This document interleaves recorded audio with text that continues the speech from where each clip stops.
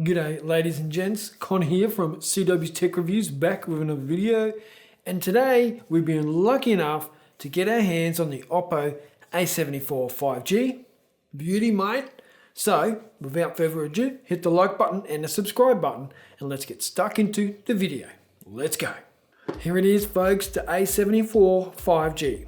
One of Oppo's mid-range devices that's been sent out to be reviewed. As usual, I'm pretty impressed with what I see here, and some of the key specs that we're going to have a look at now are Snapdragon 480 5G, which is 8 nanometers and also comes with an Adreno 619, and it is an octa-core device running 6 gigs of RAM and a minimum 128 gigabytes of storage. And you're also rocking in this very thin 8.3mm device, a 5000 milliamp hour battery. So I do ask myself, why is the Samsung S21 Ultra as thick as a frickin' brick with a 5000 milliamp hour battery? But you also get in the Oppo A74 $499 package, you get a case, a charging brick, a charging cable, and a pair of headphones. You're also looking at a 48 megapixel quad camera. So the main sensor is 48 megapixel.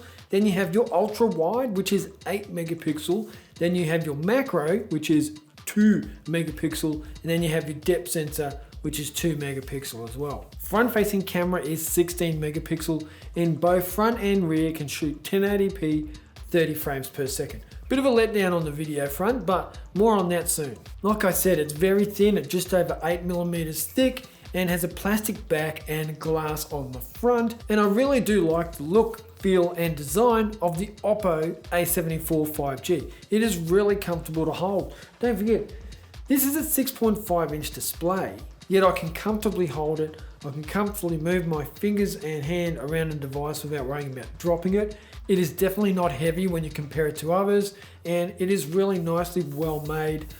Nice soft edges on it too, so no sharp touches, no uncomfortability. And the only thing that actually could do a little bit better is the machining around the camera. It is a little bit sharp. If you're using a case, it doesn't matter, you can't feel it. But if you're not using a case, you can tell that the camera bump is a little bit sharper than the rest of the device. But it's nothing big, nothing big. All in all, it's really well made, nice and comfortable. It's a good display, I like it. Now it is an IPS LCD display that comes in at 480 nits, so pretty bright, and I have had no problems looking at it in the bright sunlight or indoors or anything like that. I'm happy with the display and its brightness. The LCD, I don't really think they're too bad at all, especially for that price point, and it comes in at 90 Hz. Better than 60, not quite 120. But I wouldn't expect 120 Hz at this price point. Also comes in Bluetooth 5.1 for those of you who love your Bluetooth headphones, and it also has a headphone jack. Thank you Oppo for giving us a headphone jack. We all want them, just keep them in there for those of us that still plug in our headphones. Software and performance is my next area to discuss, and I am pleasantly surprised. Let's start with the software. So we're actually running Android 11 here, which is a nice surprise to get it out of the box. And hopefully when Android 12 drops, we'll see it here on the Oppo A74. Now, performance. With that software and hardware combined, what do you get?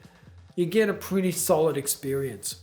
Now for me, using the phone day to day, camera, emails, SMS, social media, video, that sort of thing, I don't really have any problems with it. It could cope with every task that I threw at it and coped well.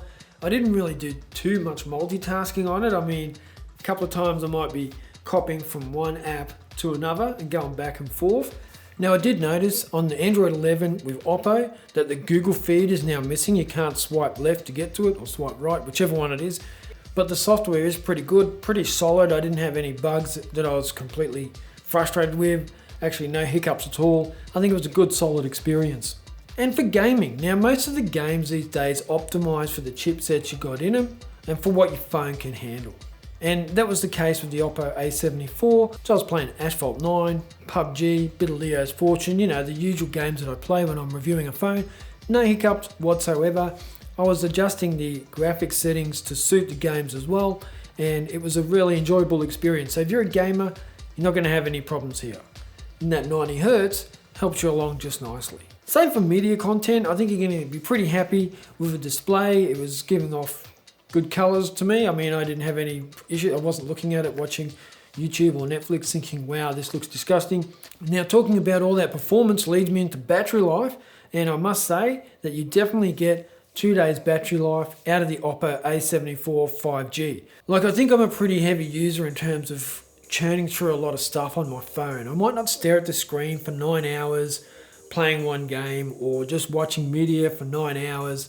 I think phones will handle that pretty well, but I do go through a lot of apps and I'm constantly doing different things, whether it's taking photos or videos or writing emails or sending text messages. I'm constantly churning through lots of tasks on my phone, and I was getting a solid 2 days use out of the A74, and I think most people will. Some of you might even stretch it to 3 days, so there is no sweat, no problems with the battery life. 5,000 milliamp hour battery life on the Oppo A74 5G.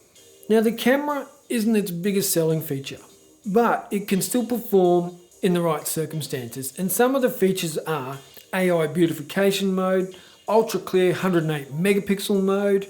You also do get Pro mode in there as well, so that's pretty nifty, and I think it produces some pretty good images.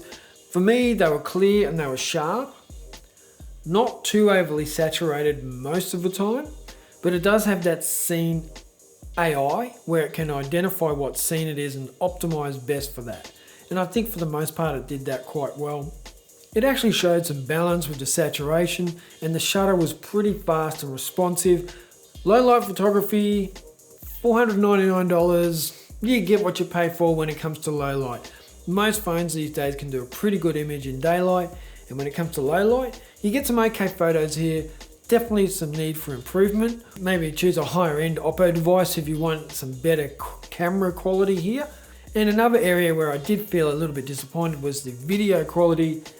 1080p, 30 frames per second. That's your only option unless you drop down to 720p. But then again, you still get 30 frames per second. It's good enough for your family videos and your social media posts and all that sort of jazz. But if you want to do anything other than look at your videos on your phone, then you probably will be a little bit disappointed. But it holds its own in that price range. I think around that $499, you've got some competitors in the market that are going to struggle to do as well, or probably do meet the same standard. Now, it is called the Oppo A74 5G. Now, I've got to tell you, the 5G is debatable, and that's because the carriers are shit at delivering on their promise. So you can't really beat Oppo on that. They've given us the option to have a 5G SIM card in it. Now it's up to the carriers to deliver us 5G, and where I am in my house, I have 4G only, really good solid 4G. About 5k's down the road, I get 5G, and when it connects to the 5G, I get a good connection, I get fast download speeds, I get fast upload speeds. But it's awesome that Oppo included it in the box, and if you do go somewhere with lots of 5G coverage, Oppo A74 has you covered.